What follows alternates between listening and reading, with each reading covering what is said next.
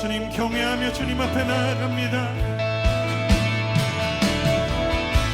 주의 도를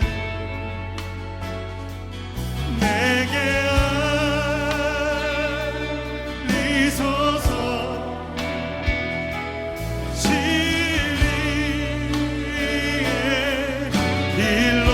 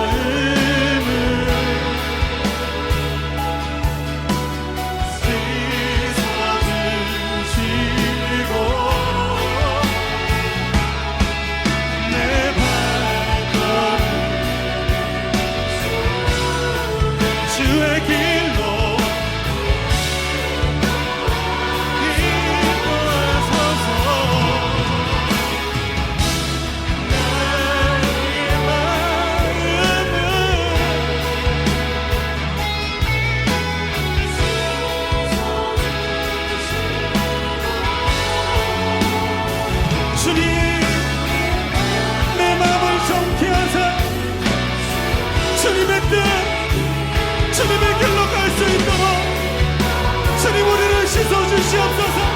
우리 함께 기도하며 나갑시다.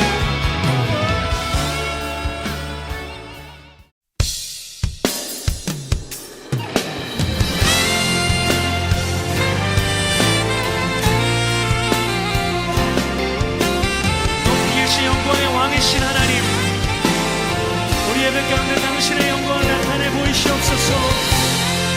더 큰 영광으로 임하시옵소서. 주의 성령으로 임하시옵소서.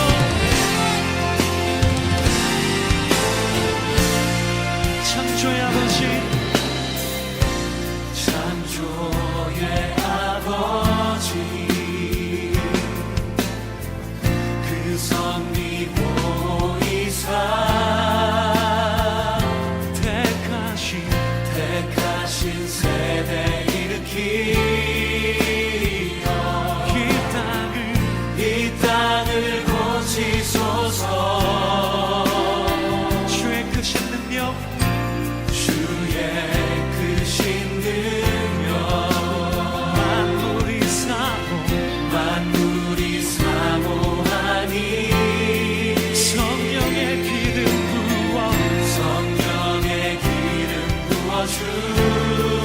주사 이 시간 임하소서 주 영광 여기 주 영광 여기 임하사 열방 향해 그 빛 비추소서 주의 얼굴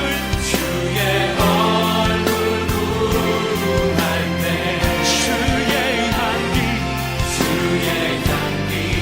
머무소서 주의 향기 머무소서 열방의 통치자 열방의 통치자 온 세상이 보리라 진실한 주 약속 진실한 주의 약속으로 교회는 승리하리 할렐루야 교회는 승리하리 우리를 돌아보사 우릴 돌아보사 더욱 강건케 하소서 연약한 모두 벗어지고 승리케 하옵소서 주 영광 여기 임하사 향해 그 빛 비추소서 주의 얼굴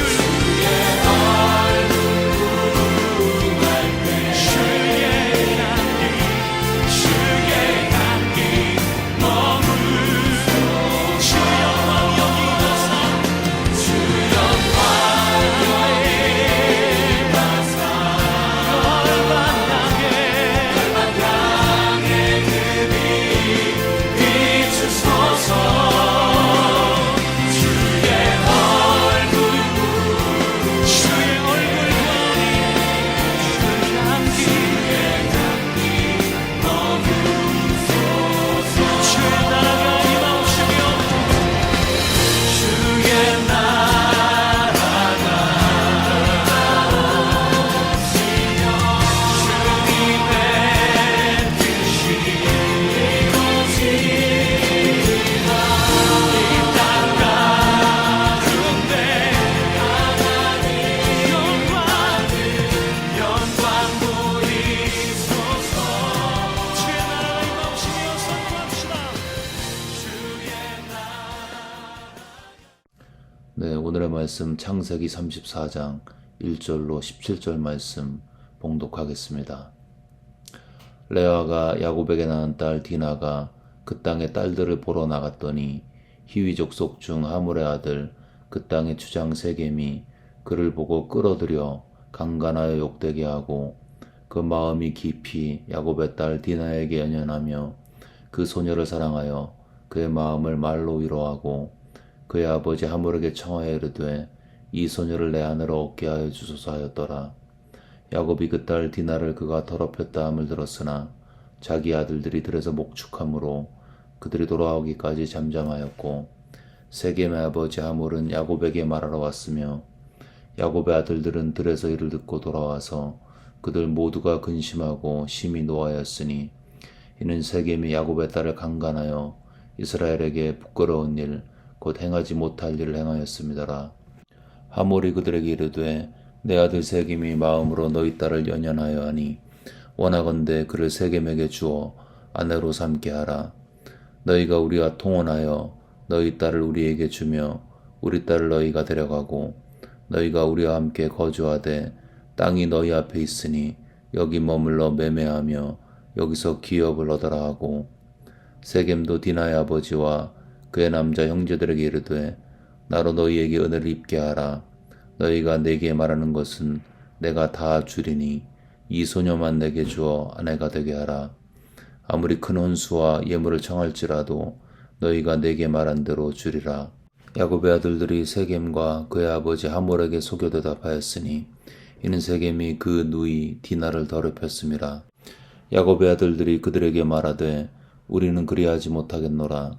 할례 받지 아니한 사람에게 우리 누이를 줄 수 없노니 이는 우리의 수치가 됨이니라. 그런즉 이같이 하면 너희에게 허락하리라. 만일 너희 중 남자가 다 할례를 받고 우리같이 되면 우리 딸을 너희에게 주며 너희 딸을 우리가 데려오며 너희와 함께 거주하여 한 민족이 되려니와 너희가 만일 우리 말을 듣지 아니하고 할례를 받지 아니하면 우리는 곧 우리 딸을 데리고 가리라. 아멘. 네, 오늘 본문은 레아가 낳은 딸인 디나가 그 땅의 추장인 세겜에게 강간당한 이야기를 담고 있습니다. 이 세겜은 비록 강간은 했지만 디나를 사랑해서 그녀를 얻고자 해서 아버지 하몰과 함께 야곱을 찾아와서 통혼을 요청했습니다. 나중에 야곱의 아들들이 돌아와서 세겜이 디나를 강간한 일로 심히 노해서 그들을 속이고 그들 부족의 남자가 다 할례를 받으면 결혼을 허락하겠다고 거짓으로 그들을 속였습니다. 이 본문을 묵상하면서 들었던 생각은 야곱이 좀 특이하게 행동을 했다, 그런 생각이 들었습니다. 야곱은 자신의 딸인 디나가 강간을 당했다는 소식을 들었을 때 가만히 있었고 잠잠했다고 기록하고 있습니다. 평소 야곱의 이기적이고 주도 면밀한 성격을 봤을 때 좀 이해가 되지 않죠. 딸이 강간을 당했는데 아버지가 잠잠하고 가만히 있습니다. 오히려 자식의 문제에 적극적이었던 것은 세겜의 아버지 하몰이었습니다. 이상한 거죠. 이방인은 자식의 문제를 해결하기 위해서 발벗고 나섰는데 하나님의 사람인 야곱은 마치 방관하는 것처럼 가만히 있었던 것입니다. 물론 아들들이 오기까지 기다리는 것일 수도 있었겠죠. 오면 아들들하고 상의해서 어떤 행동을 취할지를 결정하려는 신중함이었을 수도 있습니다. 그런데 야곱의 그 다음 행동들을 보면 그렇지가 않습니다. 야곱의 아들들이 돌아왔을 때 그 상황을 주도했던 것은 아버지 야곱이 아닌 그의 아들들이었습니다. 야곱은 마치 아무것도 하지 않는 것처럼 가만히 있었죠. 아들들이 분노했고 그 아들들이 세겜과 하몰과 협상을 주도했습니다. 여기에 아버지 야곱은 전혀 등장하지 않습니다. 여러분, 아버지는 가장이죠. 가장인 야곱은 마땅히 이 상황에서 주도권을 쥐었어야 했습니다. 하몰과의 협상도 야곱이 해야 했었죠. 분노한 아들들의 마음을 가라앉히고 마음을 차분히 다독여서 하나님 앞에서 이 문제를 해결할 수 있도록 도왔어야 했습니다.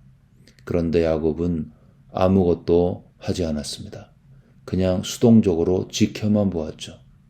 아버지의 부재였고 야곱의 수동성이었고 그는 상황을 회피했고 지켜만 보았던 것입니다. 이런 모습은 탕자의 아버지의 모습과는 대조적이죠. 탕자의 아버지는 탕자인 작은 아들이 돌아오니 버선발로 나가서 액션을 취합니다. 옷을 입히고 손에 금가락지를 끼우고 잔치를 베풀고 잔치를 진두지휘하고 있습니다. 큰아들이 삐져가지고 집에 들어오려고 하지 않았을 때 그 큰아들에게도 가서 설명을 하죠. 이 재산은 다 너의 거야. 너 동생은 내가 잃었다가 찾았기 때문에 잔치를 베푸는 거지만 내게 있는 모든 것이 다 내 것이다. 이렇게 설명을 하고 있죠. 큰아들의 서운함에 아버지는 적극적으로 개입을 했습니다. 만약에 아버지가 가만히 있었다면 큰아들하고 작은아들의 갈등은 불보듯 뻔했겠죠. 작은아들의 돌아옴에 아버지는 사랑으로 반응했고 큰아들의 서운함에 적극적인 설명으로 개입을 했습니다. 형제 사이의 갈등에 침묵하지 않았고 아버지로서 그 자리를 지키고 마땅히 할 일을 했던 것입니다. 야곱의 적어도 이번 스토리는 아버지의 부재였습니다. 탕자의 집안의 아버지는 자리를 지켰지만 야곱은 마땅히 할 일을 하지 못한 그런 아버지였던 것입니다. 여러분, 우리의 가정에 아버지의 역할이 있습니다. 물론 꼭 아버지일 필요는 없겠죠. 어머니가, 할아버지가 그 역할을 할 수도 있습니다. 어쨌든 우리의 가정에는, 우리의 모임에는 어른의 역할이 필요합니다. 우리가 가정에서 그런 역할을 과연 담당하고 있는지, 우리 목장과 우리 모임에서 마땅히 해야 될 일들을 하고 있는지, 혹시 야곱처럼 그저 관망만 하고 있는지, 아니면 탕자의 아버지처럼 작은 아들과 큰 아들 사이에 왔다 갔다 하면서 적극적으로 개입하고 설득하고 기도하고 중재하고 화평케 하고 있는지, 이 아침에 같이 한번 생각해 보면 좋겠습니다. 우리가 적극적으로 개입하고 또 열심히 해야 되지만 때로는 야곱처럼 회피하고 도망가고 방관할 때가 종종 있습니다. 왜 우리는 가정이나 목장이나 또 삶의 현장에서, 직장에서 마땅히 해야 할 일들을 회피할까요? 첫 번째 이유는 만성적인 패배감 때문에 그럴 수도 있습니다. 해봤는데 안 된다는 거죠. 그런데요, 그래도 해야 됩니다. 왜냐하면 우리의 역할은 하는 것까지가 우리 역할이고 결과는 우리의 영역이 아니기 때문이죠. 내가 개입했는데 상황이 더 안 좋아졌다. 그랬을 때 하나님께서 그 결과에 대한 책임을 우리에게 물으실까요? 제가 믿는 하나님은 그런 분이 아니십니다. 하나님은 동기와 중심을 살피시지 결과에 대해서 책임을 묻지 않으십니다. 바른 동기로 했는데 실패했다. 그 실패도 성공인 거죠. 그래서 우리는 해봤는데 안 됐어도 만성적인 패배감에 젖어 있지 말고 또 해야 하는 것입니다. 그리고 예전에 안 됐어도 지금이 될 수 있는 이유는 이전의 상황하고 지금의 상황이 다르기 때문이죠. 보통 중독, 담배나 여러 가지 중독에서 해방된 사람들은 3번 정도 시도해서 평균적으로 끊습니다. 그 얘기는 첫 번째, 두 번째 실패하고 3번 정도에 끊는다는 거죠. 만약에 그분이 3번째 시도하면서 이전에 안 됐기 때문에 할 필요 없어, 그랬으면 그분은 중독을 끊지 못했습니다. 우리가 과거에 실패했다고 아무런 시도도 하지 않는다면 만성적인 패배감에 눌려서 아무런 진보도 이룰 수가 없습니다. 과거에 실패했어도 지금은 성공할 수 있습니다. 두 번째, 우리가 가정과 목장과 삶의 현장에서 우리가 마땅히 할 일을 회피하는 이유는 무엇인가를 멋지게 해내야 된다는 마음의 부담감 때문일 수도 있습니다. 부담이 되겠죠. 갈등의 상황에 거기에 들어가서 막상 무슨 말을 해야 할지도 모르고 내가 과연 자격이 있나, 내가 감당할 수 있을까, 그런 것들이 부담이 되어서 그냥 포기하고 회피하고 도망가게 되는 것입니다. 근데 사실은요, 멋진 말이나 기가 막힌 언변이 필요하지 않을 수도 있습니다. 정말 필요한 것은 그 대상을 사랑하는 마음으로 함께 하는 것입니다. 상대방을 사랑하고 있으면 말로 다 표현되지 않는 메시지가 같은 공간에 있는 타인에게 전달되게 되어 있습니다. 멋진 말이 아닌 사랑의 임재로 충분한 것입니다. 그렇기 때문에 우리는 하나님 앞에서 마땅히 해야 할 갈등의 현장에서의 역할을 감당해야 하는 것입니다.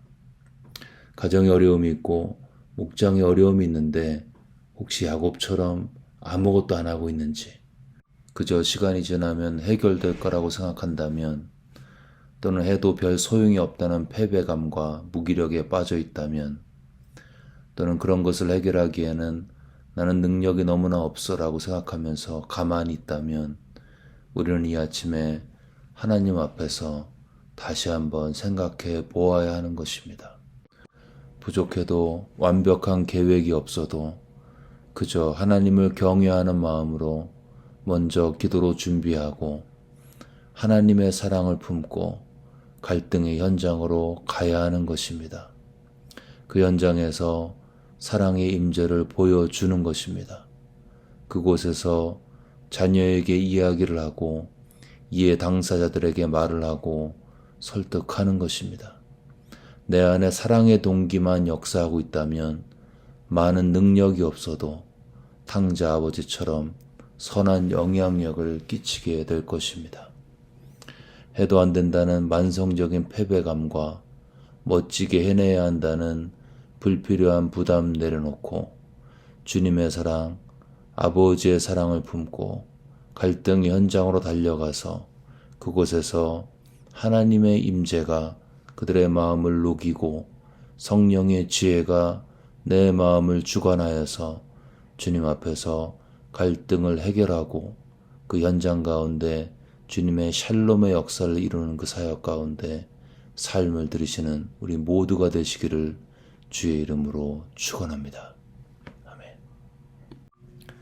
이 시간 들은 말씀 붙들고 기도하실 때 우리의 삶에 갈등이 있을 때 그 갈등을 방관하거나 회피하지 않고 주님의 마음을 품고 갈등의 현장으로 달려가서 그곳에서 평화의 메신저로 쓰임받을 수 있도록 이 시간 들은 말씀 마음에 새기면서 간절히 기도하겠습니다.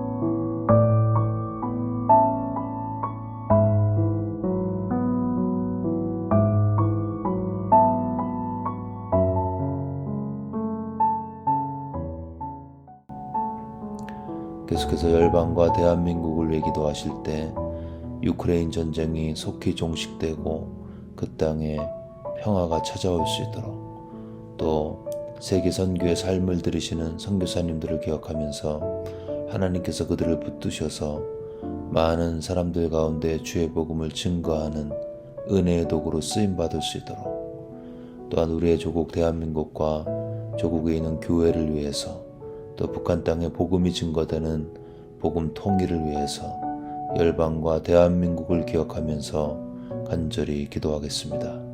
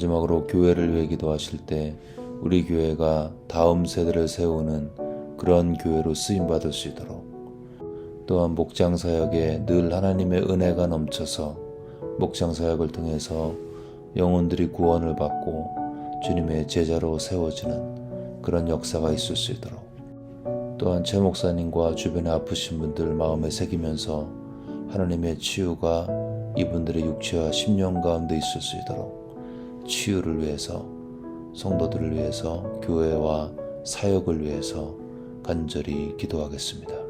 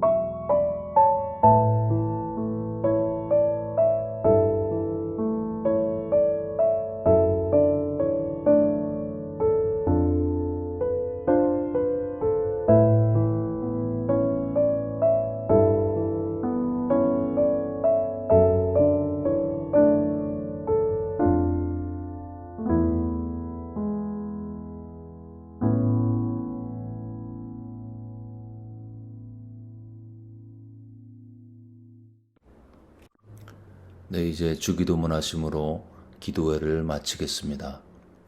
하늘에 계신 우리 아버지여, 이름이 거룩히 여김을 받으시오며 나라가 임하옵시며 뜻이 하늘에서 이루어진 것 같이 땅에서도 이루어지이다.